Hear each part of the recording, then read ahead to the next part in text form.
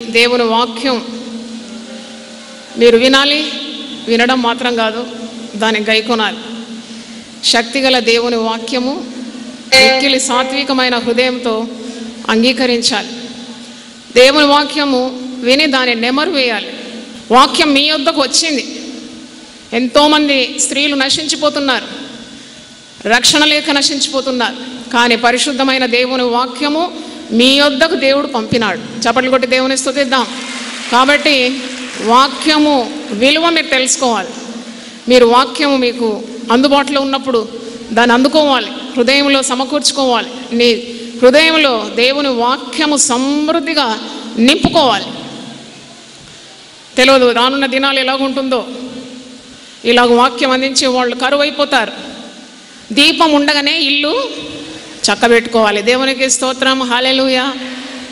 ఈరోజు దేవుని పొలములో స్త్రీ అనే ఒక అంశాన్ని మీకు బోధిస్తున్నాను. దేవుని పొలములో స్త్రీ. చక్కగా దేవుని వాక్యాన్ని వినండి. నేను రెఫరెన్స్ చెప్తుంటే మీరు రాసుకోవాలని కూడా కోరుతున్నాను. చాలా దేవుని సన్నిధిలో నేను కనిపెట్టినప్పుడు నాకు దేవుడు ఇచ్చిన పరిచర్యను ధైర్యంగా చేయడానికి దేవుడు నన్ను ఆత్మతో నింపి అనేకమైన సత్యములను పరిశుద్ధ గ్రంథం నుండి ఆయన నాకు బోధించినాడు. దేవుని వాక్యము వెల్లడి అవుటతోడనే చీకటిలో వెలుగు కలుగుతుంది. దేవునికి స్తోత్రం. దేవుని వాక్యం వెలుగు. నీ వాక్యము నా పాదమునకు దీపం, అది నా త్రోవకు వెలుగై ఉన్నది. కాబట్టి ఈ వాక్యము మీ హృదయాల్లో, మీ మదిలో ఉన్న చీకటిని పారద్రోలుతుంది. మూఢనమ్మకాలన్నీ పటాపంచలైపోతుంది. నువ్వు ధైర్యం పొందుకుంటావు, శక్తి పొందుకుంటావు, పరిశుద్ధాత్మ బలాన్ని పుంజుకుంటావు. దేవుడు శ్రమలో మనకు తోడై ఉంటాడు. మనకు ఎదురయ్యే గాలి, సముద్రపు అలలకు మనం భయపడకూడదు. యుగ సమాప్తి వరకు సదాకాలము మనకు తోడై ఉంటాడు. దేవుని వాక్యము శ్రమలో మనల్ని ఆదరిస్తుంది. వ్యాధులు వచ్చినా భయపడే అవసరం లేదు. యెహోవా రాఫా, నిన్ను స్వస్థపరచు యెహోవా. మరి ఆయన తట్టు నిన్ను రమ్మన్నాడు, నిన్ను అంతం వరకు కూడా నడిపిస్తాడు. ఆయనే సర్వమని నీవు ఎంచుకోవాలి. హల్లెలూయా. దెబోరా గురించి నేర్చుకోవడం కాదు, దెబోరా యొక్క వ్యక్తిత్వాన్ని మనం కూడా పొందుకోవాలి. మనం కూడా నశించున్న ఈ ప్రజల మధ్యలో భయంకరమైన విగ్రహారాధన, కుడి ఎడమలు తెలియని ప్రజలు, యేసు ప్రభు నామం ఎరగని ప్రజలు, ప్రతిదినం నరకానికి వెళ్తున్న ప్రజలు, ఆత్మహత్యలు, హత్యలు చేస్తున్నారు, దుర్మార్గంలో అతిక్రమంలో ఉన్నారు. అట్టి వారికి మనం ఇక్కడ కూర్చున్న ప్రతి ఒక్కరం కూడా అట్టి వారికి వెలుగై ఉన్నామని మర్చిపోకూడదు. దేవునికి స్తోత్రం, హల్లెలూయా. యేసు ప్రభు అన్నాడు, మీరు లోకమునకు వెలుగై ఉన్నారు, నన్ను వెంబడించువాడు జీవపు వెలుగులో నడుచుకుంటాడు. మరి మీరు లోకానికి ఉప్పై ఉన్నారని కూడా ప్రభు అన్నాడు. మీరు లోకానికి వెలుగు, మీరు లోకానికి ఉప్పు అన్నప్పుడు కేవలం పురుషులను అనలేదు. పరిశుద్ధ గ్రంథంలో ఉన్న ప్రతి వాగ్దానము ప్రతి స్త్రీకి, ప్రతి పురుషునికి మరి పక్షపాతము లేకుండా ఉన్నది. దేవునికి స్తోత్రం. పరిశుద్ధాత్మ మీ మీదికి వచ్చినప్పుడు మీరు శక్తి పొందుకుంటారంటే బ్రాకెట్లో పురుషులకు మాత్రమే అని లేదు. పరిశుద్ధాత్మ కూడా పక్షపాతము లేకుండా అందరి మీద కుమ్మరింపబడింది. చప్పట్లు కొట్టి దేవుని స్తుతిద్దాం. అంత్య దినముల యందు నా ఆత్మ సర్వ జనుల మీద కుమ్మరింపబడుతుంది. దాసుల మీద, దాసురాండ్ర మీద, పురుషుల మీద, స్త్రీల మీద, ప్రతి ఒక్కరి మీద కూడా దేవుని ఆత్మ కుమ్మరింపబడబోతుంది. దేవునికి స్తోత్రం, హల్లెలూయా. దేవుని పొలములో స్త్రీ అన్నప్పుడు లూకా సువార్త 10వ అధ్యాయము 2వ వచనం ఒకసారి చదువుదాం. లూక్ 10:2. 10వ వచనం మీరు మొదటి వచనం చూడండి. అటు తరువాత ప్రభు 70 మంది ఇతరులను నియమించి తాను వెళ్ళబో ప్రతి ఊరికిని ప్రతి చోటికిని తనకంటే ముందుగా ఇద్దరిద్దరిని పంపినప్పుడు ఆయన వారితో ఇట్లా, నేను కోత విస్తారముగా ఉన్నది కానీ పనివారు కొద్దిమంది కాబట్టి కోత యజమాని తన కోతకు పనివారిని పంప వేడుకొనడు. కోత విస్తారంగా ఉందట, పనివారు చాలా తక్కువగా ఉన్నారట. యేసు ప్రభు అంటున్నాడు, పనివారు తక్కువగా ఉన్నారు, కోత విస్తారంగా ఉంది. పనివారిని పంపుమని కోత యజమానికి ప్రార్థన చేయాలి అన్నప్పుడు దాని అర్థం ఏంటి? కోత కోసేవారు కేవలం పురుషులా? కాదు, దేవుడు పురుషులను స్త్రీలను ఈ విస్తారమైన కోత కోయడానికి వాడుకుంటాడు, లేవనెత్తుతాడు. దేవునికి స్తోత్రం, హల్లెలూయా.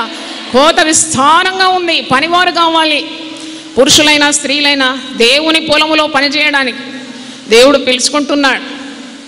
అందుకే దేవుడు మిమ్మల్ని దెబోరా ప్రవక్తి యొక్క లక్షణాలు, ఆమె చేసిన గొప్ప శూర కార్యము మీ ముందుంచినాడు.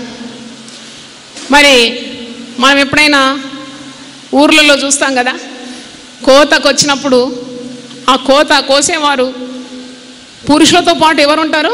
స్త్రీలు కూడా కోస్తారు కదా. పురుషులు స్త్రీలు కలిస్తేనే ఆ పని సాధ్యమవుతుంది. కాదు, స్త్రీలు కోతకు రాకూడదు, వారింట్లోనే ఉండాలి, పురుషులే వెళ్ళి కోయాలని లేదు కదా.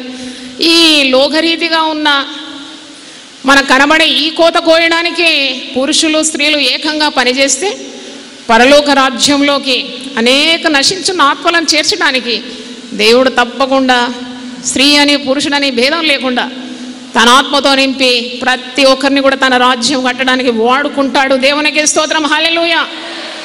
నన్ను దేవుడు సేవకు పిలిచినప్పుడు నేను అసలు స్త్రీ అని మర్చిపోయినాను. ఎందుకంటే పరిశుద్ధాత్మకు ఏ లింగభేదం లేదు కదా. దేవుని ఆత్మ నా మీదకి వచ్చినప్పుడు దెబోరా లాంటి అభిషేకం దేవుడు నాకు ఇచ్చి నేను ఎంతో ధైర్యాన్ని పొందుకున్నాను. అంతవరకు స్త్రీలు అణగద్రొక్కబడి వారు లేవకూడదు, మాట్లాడకూడదు, మౌనంగా ఉండాలి, మరి బోధించకూడదని ఆ మిథ్యలన్నీ కూడా దేవుడు అవన్నీ పడగొట్టేసినాడు. నా యొక్క మదిలో గొప్ప వెలుగును నింపినాడు. దేవుడు నన్ను లేవనెత్తి ఇప్పుడు వేలాది ప్రజల కొరకు వాడుకుంటున్నాడు. దేవుని నామ మహిమార్థం ఈ మాట చెప్తున్నా. దేవునికి స్తోత్రం కలుగును గాక, హల్లెలూయా. కాబట్టి పేతురు తన పత్రికలో అంటున్నాడు, 1 పేతురు 2:9 అంధకారం నుండి ఆశ్చర్యకరమైన తన వెలుగులోనికి నడిపించిన వాని గుణాతిశయములను ప్రచురము చేయు నిమిత్తము రాజులైన యాజక సమూహంగాను ఏర్పరచబడిన వంశముగాను దేవుని సొత్తైన ప్రజలుగా పరిశుద్ధులుగా దేవుడు మనల్ని పిలుచుకున్నాడు. యాజకత్వంలోకి పిలుచుకున్నాడు. అక్కడ కూడా స్త్రీ పురుషులకు ఉన్న వాగ్దానం అది. మనమందరం అంధకారం నుండి వచ్చినాం. మన పూర్వము అడ్రస్ ఏంటంటే చీకటిలో ఉన్నాం, అంధకారంలో ఉన్నాం, పాపంలో ఉన్నాం. అట్టి మనల్ని దేవుడు ప్రేమతో పిలుచుకున్నాడు. ఆశ్చర్యకరమైన వెలుగులోకి నడిపించినాడు. ఎందుకు నడిపించినాడంటే తన గుణాతిశయములను ప్రతి ఒక్కరు కూడా ఈ లోకానికి ఏం చేయాలి? ప్రచురం చేయాలని రాజులైన యాజక సమూహంగా ఏర్పరచబడిన వంశంగా విలువైన సొత్తుగా దేవుడు తీర్చుకున్నాడని మర్చిపోకూడదు. మరి చూడండి, నేను ఎప్పుడు అనుకుంటాను, ఒకవేళ దెబోరా దర్శనానికి విధేయురాలు కాకుంటే, దేవుని యొక్క స్వరానికి విధేయురాలు కాకుండా మౌనంగా ఉంటే ఆ ఇశ్రాయేలు ప్రజలందరూ నశించిపోయేది కదా. ఎస్తేరు రాణి ఆమె మౌనంగా ఉంటే ఆ యూదులందరూ నాశనం అయిపోయేది కదా. ఆమె నోరు తెరిచింది, దెబోరా నోరు తెరిచింది. అబిగైలు కూడా ఒకవేళ మౌనంగా ఉండి ఆ రోజు ఆమె కుటుంబం అంతా నాశనం అయిపోయేది. ఉగ్రుడై దావీదు 400 మందితో వస్తున్నాడు. అబిగైలు ఎంత చురుగ్గా ఆ యొక్క క్లిష్టమైన సమస్యను ఎదుర్కొంది, తన కుటుంబాన్ని కాపాడుకుంది. అలాగూ పరిశుద్ధ గ్రంథంలో మనం చూస్తున్నాం, మిరియం ఆమె నోరు తెరిచి ఆరాధించింది. పరిశుద్ధాత్మతో నింపబడి లక్షలాది జనాన్ని ఆమె తంబూర వాయిస్తూ పాటలు పాడుతూ ఆమె నడిపించి, ఇలాంటి స్త్రీలు కోకులుగా పరిశుద్ధ గ్రంథంలో ఉన్నారు. కాబట్టి ఇంకా చీకటి చింతలు తొలగిపోవాలి. దేవుని పొలంలో నీవు కూడా వాడబడాలి. దేవునికి స్తోత్రం, హల్లెలూయా. దేవా, నువ్వు నాకు ఇచ్చిన వెలుగును నేను మంచం కింద కొంచెం కింద పెట్టడానికి కాదు, కొండ మీద ఉన్న పట్టణం వలె నన్ను నా కుటుంబాన్ని నువ్వు దీవించమని ప్రార్థన చేయాలి. యేసు ప్రభు స్త్రీలను ఎంతగా ప్రేమిస్తున్నాడో మీకు వాక్యం ద్వారా బోధించినాను. ఆయన శిష్యుల్లో స్త్రీలు ఉన్నారని రుజువు మీ ముందు ఉంచిన లూకా సువార్త 8:2 12 మంది శిష్యులతో పాటు స్త్రీలు, ఘనులైన స్త్రీలు తమ ఆస్తిని మరి అమ్మి ఆ ధనంతో ఉపచారం చేసినారని పరిశుద్ధ గ్రంథం బోధిస్తూ ఉంది. అలాగే అపోస్తల కార్యం 9వ అధ్యాయంలో దోర్కా అనే శిష్యురాలు తబీత, ఆమె కూడా యేసు ప్రభు శిష్యురాలు అని అక్కడ వాక్యంలో చూస్తున్నాం. ఆమె తనకున్న తలాంతును వాడుకుంది ప్రభు కొరకు. ఆమె దగ్గర ఒక సూది దారం మాత్రమే, అయినా దేవుని పరిచర్య చేసింది, దేవుని పొలంలో పనిచేసింది.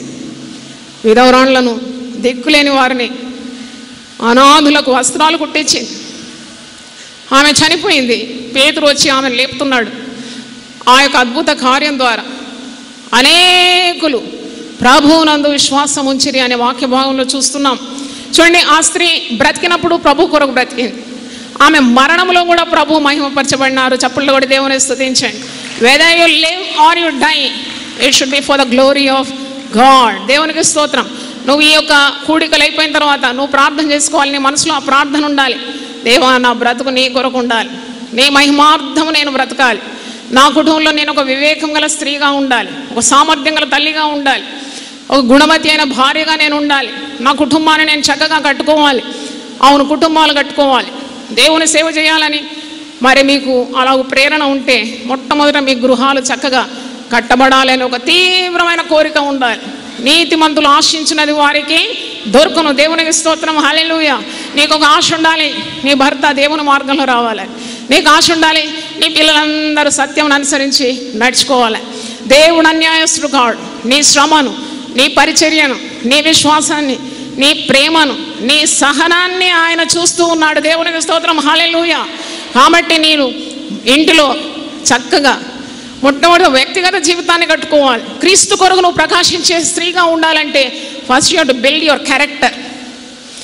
ఊరంతా ఉద్ధరించి మన జీవితాలు పాడైతే లాభం ఏంటి?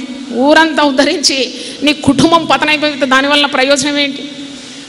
కనుక వాక్యంలో ఉంది, ఒకడు సర్వలోకమును సంపాదించి తన ఆత్మను పోగొట్టుకుంటే వాని వల్ల ఏమీ ప్రయోజనం. కాబట్టి దేవుని వాక్యం చేత కడగబడాలి. పరిశుద్ధమైన స్త్రీ అనే పేరు రావాలి నీకు. A pure woman, an anointed woman, holy spirited woman. అప్పుడే దేవుడు నిన్ను అద్భుతంగా వాడుకుంటాడు. నీకు ఏదైనా జబ్బు ఉంటే కూడా నయం చేస్తాడు. నాకైతే విశ్వాసం. దేవునికి స్తోత్రం. హల్లెలూయా. బలము నీకు ధరింపజేస్తాడు. ఆయన ఆత్మను నీ మీద కుమ్మరిస్తాడు. నీ ప్రార్థనలన్నిటికీ జవాబిస్తాడు. నీ హృదయ వాంఛలన్నీ తీరుస్తాడు. నీవు దేవుని చేత వాడబడాలి అనే కోరికను కూడా దేవుడు తప్పకుండా తీరుస్తాడు. చప్పట్లు కొట్టి దేవుని స్తుతిద్దాం. నేను ఈరోజు ఉదయం వాక్యం చదువుతున్నప్పుడు పేతురు అత్త గురించి నాకు మరి దేవుడు గుర్తు చేసినాడు. అంటే ఈ పేతురు భార్య తల్లి, ఈమె జ్వరం వచ్చి పడుకున్నాడు. మత్తయి సువార్త 8వ అధ్యాయము 14వ వచనంలో ఈ మాట ఉంది.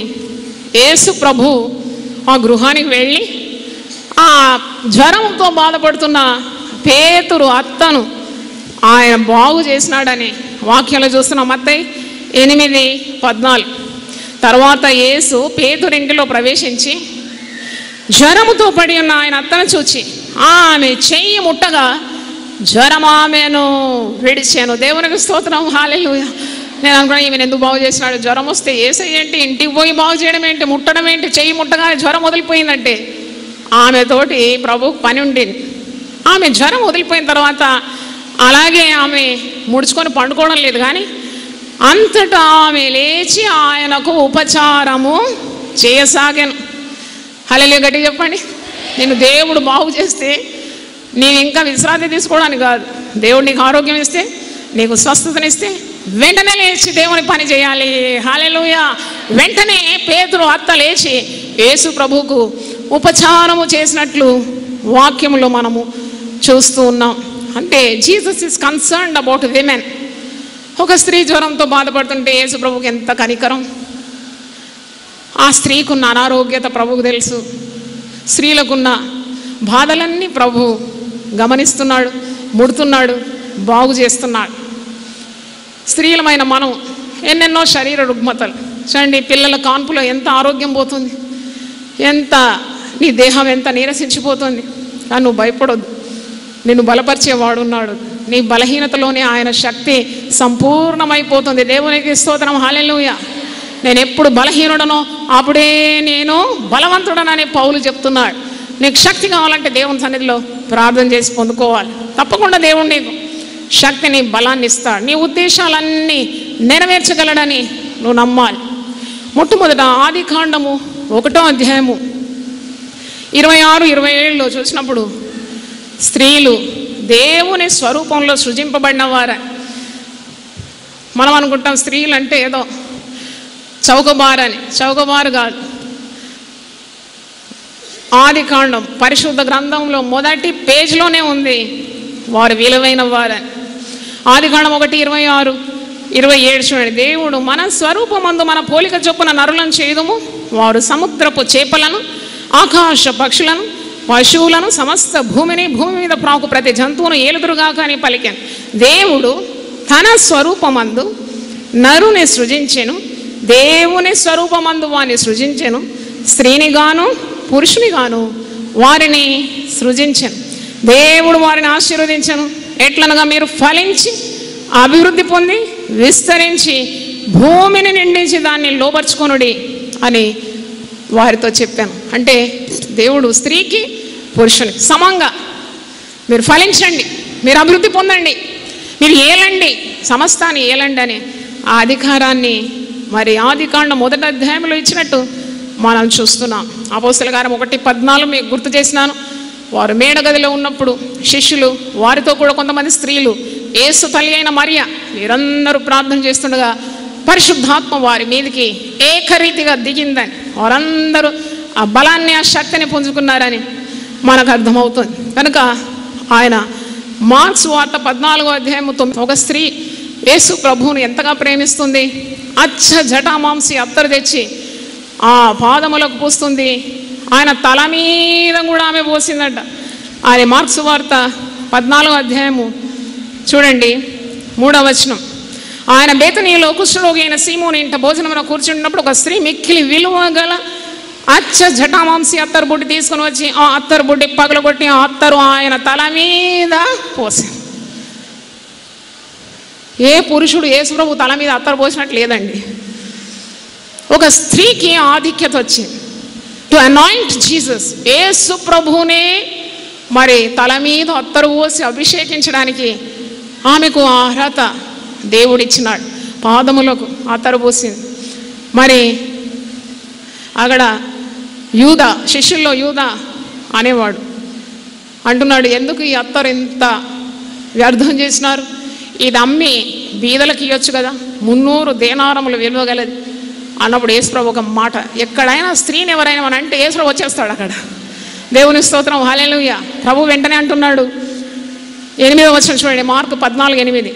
ఈమె తన శక్తి కొలది చేసి నా భూస్థాపన నిమిత్తము నా శరీరమును ముందుగా అభిషేకించాను. సర్వలోకములో ఎక్కడ ఈ సువార్త ప్రకటింపబడునో అక్కడ ఈమె చేసినది జ్ఞాపకార్థంగా ప్రశంసింపబడనని మీతో నిశ్చయముగా చెప్తున్నాను. చప్పట్లు కొట్టి దేవుని స్తుతించాలి. నిరుత్సాహపరిచేవారు ఉంటారు, నీ చుట్టే ఉంటారు, నీ ప్రక్కనే ఉంటారు, ఎక్కడో వెతుక్కొని నువ్వు వెళ్ళని అవసరం లేదు, నీ చుట్టెప్పుడు ఉంటారు నిన్ను కృంగదీయడానికి, నీ గాలి ఊడం తీయడానికి, నిన్ను మరి నీరసింపజేయడానికి. వారు నిన్ను కత్తిపోటు వంటి మాటలతో నిన్ను బాధిస్తూ ఉంటారు. కానీ యేసు ప్రభు నీ పక్షమందు ఉన్నాడు, నీ ప్రక్కన నిలిచి నిన్ను బలపరుస్తాడు. దేవునికి స్తోత్రం, హల్లెలూయా. ఇక్కడ ఈ స్త్రీ ఇంత మంచి పని, ఇంత శ్రేష్టమైన పని ప్రభు అంటున్నాడు. ఈమె నా భూస్థాపన నిమిత్తం నా శరీరాన్ని ముందుగానే అభిషేకించిందని ప్రభు అంటున్నాడు. ఏంటండి ఒక స్త్రీ ఎంత ధైర్యం, యేసు ప్రభు తల మీద అత్తరు పోసి యేసయ్యని అభిషేకించడానికి. అంటే నువ్వేదైనా ఘనమైన కార్యాలు చెయ్యాలని ఉద్దేశం కలిగి ఉంటే ప్రభు నిన్ను ప్రోత్సాహపరుస్తాడని అర్థం. చప్పట్లు కొట్టి దేవుని స్తుతిద్దాం. Jesus is always there to encourage you to do any exploits for God. ఏదైనా చేయాలి నువ్వు ప్రభు కొరకంటే ప్రభు నీ పక్కన ఉంటాడు. అందుకే అంటున్నాడు, ఈ స్త్రీ జోలికి ఎందుకు మీరు పోతున్నారు, ఈమె జోలికి నీవు పోవద్దంటున్నాడు. దేవునికి స్తోత్రం, హల్లెలూయా. ఈమె జోలికి మీరు పోకూడదని వాక్యంలో ఉన్నది. సర్వలోకంలో ఎక్కడ ఈ సువార్త ప్రకటింపబడునో అక్కడ ఈమె చేసినది జ్ఞాపకార్థంగా ప్రశంసింపబడునని మీతో నిశ్చయముగా చెప్తున్నాను. అంటే సువార్త ఎక్కడెక్కడ ప్రకటింపబడుతుంది. ఈరోజు కూడా ఆమెను జ్ఞాపకం చేసుకున్నాం కదా, ఈరోజు కూడా ఆ స్త్రీని జ్ఞాపకం చేసుకున్నాం. సర్వలోకంలో సువార్త ఎక్కడెక్కడ ప్రకటింపబడుతుంది అక్కడంతా కూడా ఈ స్త్రీ గురించి తప్పకుండా ప్రశంసింపబడుతుందని ప్రభు ముందుగానే చెప్పినాడు. అంటే ఒక మంచి కార్యం చేయడానికి ఒక స్త్రీ తెగించినప్పుడు ప్రభు ఆమెకు తోడుగా ఉన్నాడని మనకు అర్థమవుతుంది. దేవునికి స్తోత్రం. అయ్యా, లోకము అబలలని మమ్మును పిలిచిన బలవంతులను సిగ్గుపరచడానికి బలహీనలను వెన్నుకుంటామని వాక్యం సెలవిస్తుంది. శారీరకమైన బలం కాదు, ఆత్మలో అంతరంగ పురుషుడు దినదినము బలం పొందుతాడని, నీ కొరకు ఘన విజయాలు మేము సాధించగలమని, సర్వలోకానికి వెళ్ళి సర్వ సృష్టికి మేము సువార్తను అందించగలమని, ప్రభువా మమ్మును స్త్రీలని లోకమించిన మాలోక పురుషుడున్నాడని, యేసు ప్రభువే మా హృదయాన్ని ఏలుతున్నాడని, మాకు నూతన జీవితం ఇచ్చి నూతన జీవాన్ని ఇచ్చి మమ్మను ఆత్మతో నింపి తప్పకుండా తన రాజ్యాన్ని కట్టడానికి మాకున్న తలాంతులు, వరాలు, ఫలాలు ఇవన్నీ కూడా రాజ్య వ్యాప్తి కొరకు వాడుకోగలననే గొప్ప విశ్వాసం ఈరోజు వాక్యం ద్వారా మాకు తెలియజేసిన వదనాలు చెల్లిస్తున్నాను. నీ రూపంలో మేము చిక్కబడినాం, నీ ఆత్మ మేము కలిగిన వారు. పాత నిబంధనలో క్రొత్త నిబంధనలో గొప్ప గొప్ప వీర వనితలను మేము జ్ఞాపకం చేసుకున్నాం. నశించే ప్రజల గురించిన ఆత్మ భారం మాకు అందరికీ దయచేయండి నాయన. ఎంతోమంది నశించిపోతున్నారు, వారికి సువార్త అందించడానికి నిలుచున్న ప్రతి స్త్రీని మీరు వాడుకోమని, టీవీ ద్వారా దేవుని వాక్యాన్ని వింటున్న స్త్రీలను మీరు వాడుకోమని ప్రార్థన చేస్తున్నాను. ప్రభు మాట సెలవిస్తున్నాడు, దాన్ని ప్రకటించు స్త్రీలు గొప్ప సైన్యంగా ఉన్నారని. అవును ప్రభువా, నువ్వు స్త్రీలను ప్రేమిస్తున్నావు, స్త్రీల కొరకు ప్రత్యేకమైన ప్రణాళిక ఉద్దేశం కలిగి ఉన్నావు. వారిని తప్పకుండా నీ ఆత్మతో నింపి వాడుకుంటావు. ప్రతి ఒక్కరి మీద నీ హస్తం ఉంచండి, నీ పరిశుద్ధాత్మ బలాన్ని వారి దయచేయండి. వారి వ్యక్తిగత జీవితం కట్టుకోవాలి, వారి కుటుంబాలు కట్టుకోవాలి, వారి సంఘాన్ని వారు కట్టుకోవాలి, మరొక రాజ్యాన్ని కూడా కట్టాలి. తప్పకుండా నువ్వు వాడుకుంటావు కాబట్టి పరిశుద్ధాత్మ శక్తిని, ఆత్మను కుమ్మరించమని ప్రార్థన చేస్తున్నాను. వారి శరీరాలకు కావాల్సిన ఆరోగ్య బలం దయచేయండి. వారి భర్తలను, పిల్లలను ఆశీర్వదించండి. వారి ప్రార్థనలు మీరు జయం దయచేయండి. వారి శరీర రుగ్మతలన్నింటిని విడుదల దయచేయండి. వారి ఆశయాలు, ఆశలు, వారి సేవలు మీరు దీవించమని, ఫలభరితంగా ఉండడానికి కృప దయచేయమని యేసు నామములో అడిగి వేడుకుంటున్నాను తండ్రి. ఆమేన్, ఆమేన్, హల్లెలూయా. 3 సార్లు ఆమేన్ చెప్దామా? ఆమేన్, ఆమేన్, ఆమేన్.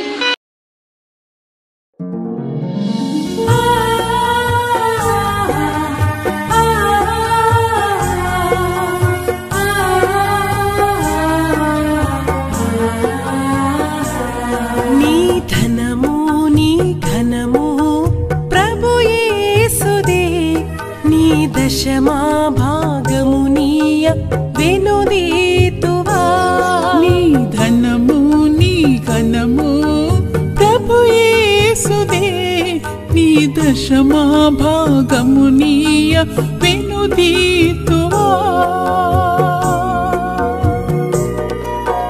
ధరలోన ధనధాన్యములనీయగా కరుణించి కాపాడి రక్షింపగా, ధరలోన ధనధాన్యములనీయగా కరుణించి కాపాడి రక్షింపగా, పరలోకనాదుండు